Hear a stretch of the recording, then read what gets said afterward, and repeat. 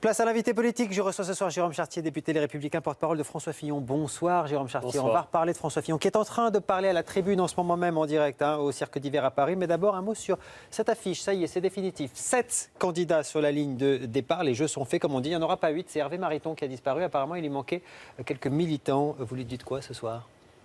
Je lui dis que c'est très bien d'avoir participé et d'avoir concouru. Et puis je suis certain que Hervé saura avoir son rôle, sa place dans cette campagne pour les primaires. Alors votre champion, il est au Cirque d'Hiver. En ce moment, il a démarré, j'allais dire officiellement, sa campagne ce soir. C'est ce soir ou jamais pour décoller dans les sondages ? Non, c'est pas ce soir ou jamais, c'est un long processus. Ça fait déjà plusieurs semaines, je dirais plusieurs mois, mais plusieurs semaines avec Sablé, que la campagne a pris un tour nouveau. Chacun a pu l'observer. Plus de 3000 personnes à Sablé, 2400 personnes ce soir. Il y a un engouement autour de Certains disent que vous avez Fillon. du mal à remplir le Cirque d'Hiver. Il a fallu faire de la retable du côté de Sens Commun. J'ai lu ça. La vérité, c'est que chaque fois, nous sommes des mobilisateurs. Ça veut dire qu'on s'adresse par mail, on va voir les Français, on leur dit « Venez écouter François Fillon ». Notre conviction, c'est que lorsqu'on écoute François Fillon, on est convaincu par lui et on veut que le plus de Français possible dans cette primaire viennent l'entendre. C'est pour ça, 3 à 4 déplacements par semaine. C'est pas seulement, comme on dit, pour voir du pays. François a déjà fait 300 déplacements. C'est pour convaincre. C'est pour convaincre. Alors, et c'est en l'occurrence pour mobiliser à chaque fois. Vous dites ceux qui l'entendent sont convaincus. Peut-être qu'il n'y en a pas assez qui l'ont entendu. Regardez notre sondage IFOP pour iTélé. La question a été posée hier. Et regardez le résultat. Pour l'instant, il est quand même à la peine, François Fillon. Il a déclaré qu'il était persuadé d'être second tour. Pour l'instant, il est en 4e position auprès de l'ensemble des Français. Et si on regarde auprès des sympathisants Les Républicains, ce qui est encore plus ennuyeux pour lui, il est toujours à la 4e place, même derrière Bruno Le Maire. Comment vous l'expliquez ça ? Je peux reprendre votre question. Votre question, c'est qui fait la meilleure campagne ? Absolument. Qui sort en tête ? Nicolas Sarkozy, Alain Juppé. Pourquoi ? Parce que c'est la dictature des médias. Ce qui m'a frappé la semaine dernière... C'est à cause de nous ? Oh non, c'est pas à cause de vous, mais c'est la vérité. Qu'est-ce qui m'a frappé la semaine dernière ? Par exemple, lorsque, et je pense à lui ce soir, Jacques Chirac a été placé à l'hôpital pour le soigner. Qu'est-ce qui s'est passé ? Il s'est passé que chacun qui a bien connu Jacques Chirac, qui connaît bien Jacques Chirac, a voulu envoyer un message à Jacques Chirac. Et quels ont été sur iTélé les seuls messages qui ont été cités ? C'est celui de Nicolas Sarkozy, c'est celui d'Alain Juppé, et François Fillon passé à la trappe. Pourquoi ? Eh bien parce que ça a été votre choix éditorial. Et d'où c'est peut-être une représentation. C'est peut-être pardon. Non. C'est à la hauteur de la représentativité de votre candidat dans les instituts de sondage, Monsieur Chartier. Il faut être honnête quand même. Parce que sinon, on pourrait faire la réaction de Jean-Frédérik Poisson, ce qui ne serait pas une insulte. Olivier Gelzi, vous comprenez bien que c'est compliqué. Parce que les sondages sont établis à partir d'un échantillon, et ce sont les sondeurs eux-mêmes qui le disent, qui n'est pas fiable, ou plus exactement, qui a une marge d'erreur colossale. Alors donc, vous estimez qu'ils sont valables, et donc, vous excluez de la communication des candidats comme François Fillon. Si les sondages étaient bons, vous en parleriez probablement différemment. Nous le regrettons, et c'est la raison pour laquelle, moi je le dis, on s'attend à une très grande surprise le 20 novembre, parce que oui, François Fillon, vous le verrez, sera en tête du premier tour de la primaire, je vous le dis ce soir. Est-ce qu'il ne paye pas un peu aussi le fait d'avoir attaqué aussi frontalement Nicolas Sarkozy, son fameux « on n'imagine pas De Gaulle mis en examen » ? Il n'a pas attaqué Nicolas Sarkozy, il a simplement fixé les principes qui, pour lui, sont importants pour être candidat à la présidence de la République. Voilà, moi j'entends ici et là des gens qui prônent le tout sauf Sarkozy. Moi je vais vous répondre à cette question. Je suis pour le tout pour Fillon. Tous pour Fillon, pour qu'il soit le prochain président de la République française. Et ce soir, 2400 personnes au Cirque d'Hiver le disent. Et demain, il sera à Colmar. Et vendredi, il sera à Saint-Raphaël, devant des centaines et des milliers de personnes. Voilà, c'est notre mobilisation et c'est celle des Français qui vont porter François Fillon, malgré les uns et les autres, le 20 novembre, au premier tour de la primaire. C'est vrai qu'il n'attaque pas seulement... Enfin, il n'attaque pas tellement Nicolas Sarkozy, François Fillon sur son bilan. Ce serait ennuyeux parce que c'est un peu aussi son bilan.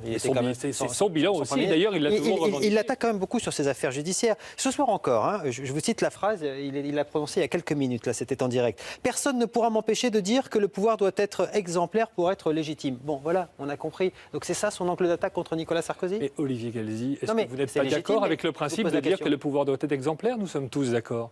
Donc il faudrait s'interdire, s'excuser de dire des vérités ? Non. La volonté de François Fillon dans cette campagne, c'est de dire la vérité. De dire sa vérité, sa conception de la démocratie, sa conception de la gouvernance d'un État. Et je dirais pour aller plus loin, ça ne concerne pas que la France. Ça concerne aussi l'Europe, ça concerne d'autres États et d'autres démocraties. Chacun, aujourd'hui, doit faire preuve d'exemplarité. Donc ça veut dire que la fameuse jurisprudence Balladur, dont Nicolas Sarkozy a dit qu'il n'en voulait pas dans son gouvernement, si un ministre est mis en examen, il le considérera comme présumé innocent. Vous, ça ne sera pas le cas? Vous le sortez? Ça sera la décision de François Fillon au moment venu, comme on dit.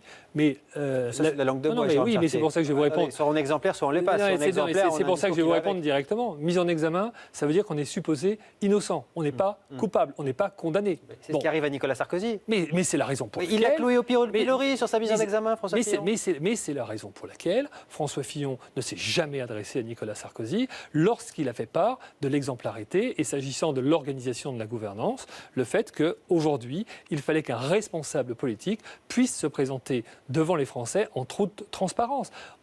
S'agissant de la mise en examen à l'époque du général de Gaulle, les choses ont évolué, les choses ont changé, chacun a pu l'observer. Et d'ailleurs, à l'époque, ça ne s'appelait pas la mise en examen, ça s'appelait l'inculpation. Et déjà, en inculpant quelqu'un, on présumait qu'il était coupable. Tel n'est pas le cas aujourd'hui, s'agissant de la mise en examen. Est-ce que le problème de François Fillon dans les sondages, c'est pas moins le fait qu'on ne reprenne pas sa déclaration pour Jacques Chirac que le fait que finalement, il a un positionnement qui est moins lisible pour les Français? Juppé, on a compris, c'est l'identité heureuse.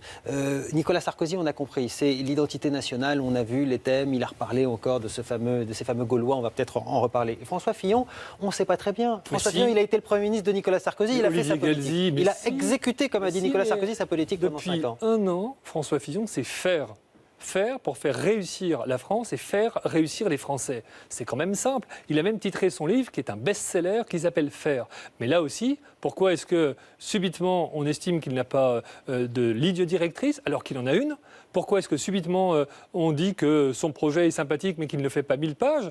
Alors donc qu'il ne serait pas crédible, alors que chacun s'accorde pour dire qu'il y a chez François Fillon les meilleures équipes qui ont bâti le meilleur projet? Voilà.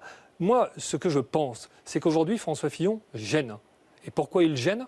Parce qu'il fait les plus grands rassemblements, parce qu'aujourd'hui, les Français s'intéressent à lui, parce qu'ils s'intéressent à leur projet et parce que tout le monde est en train de sentir que François Fillon monte comme un concurrent redoutable pour le premier tour de la primaire. Voilà ce que je pense. Nous verrons le 20 novembre et sans doute avant cela, nous verrons le 13 octobre dans le premier débat qui va opposer chacun des candidats et chaque candidat dira sa vérité et dira son projet. Je reviens sur la stratégie très marquée sur l'identité nationale de Nicolas Sarkozy. Alors il a parlé de nos ancêtres les Gaulois. Quiconque devient français doit accepter que ses ancêtres sont Gaulois. Il s'est expliqué dans un dîner de Valeurs Actuelles, c'était hier soir.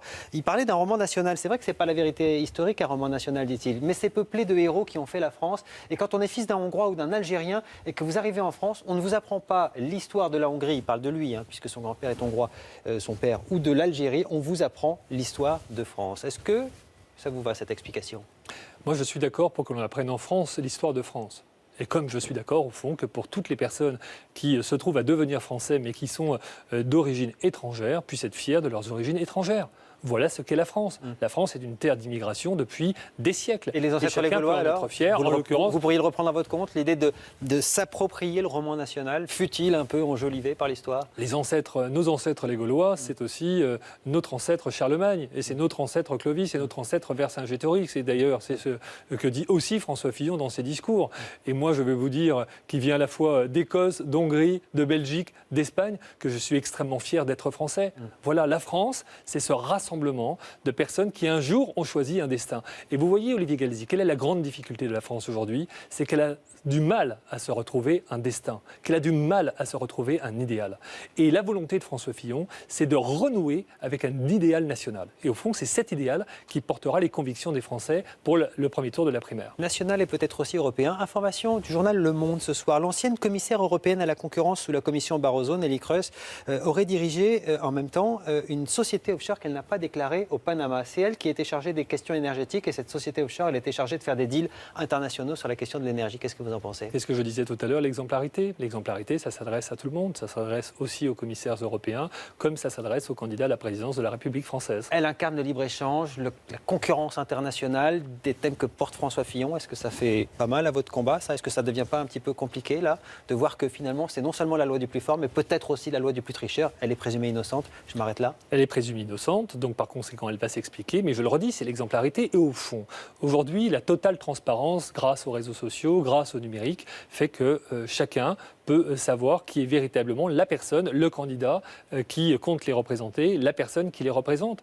Voilà, ça veut dire aussi que chaque responsable politique doit être vigilant. C'est la démarche d'exemplarité. J'ajoute que, comme vous le savez, jamais François Fillon n'a été mis en cause par la justice, jamais il a été cité dans une affaire. C'est aussi lui, sa façon d'être, depuis pratiquement 40 ans qu'il s'était engagé dans la vie politique. Merci Jérôme Chartier. Et puis je rebondis puisque vous reprochiez à Télé de ne pas lui donner assez la parole. Vous savez que je l'ai invité très souvent, vous lui avez vous-même fait passer le message, il n'est pas encore venu, donc je le réitère, il est le bienvenu.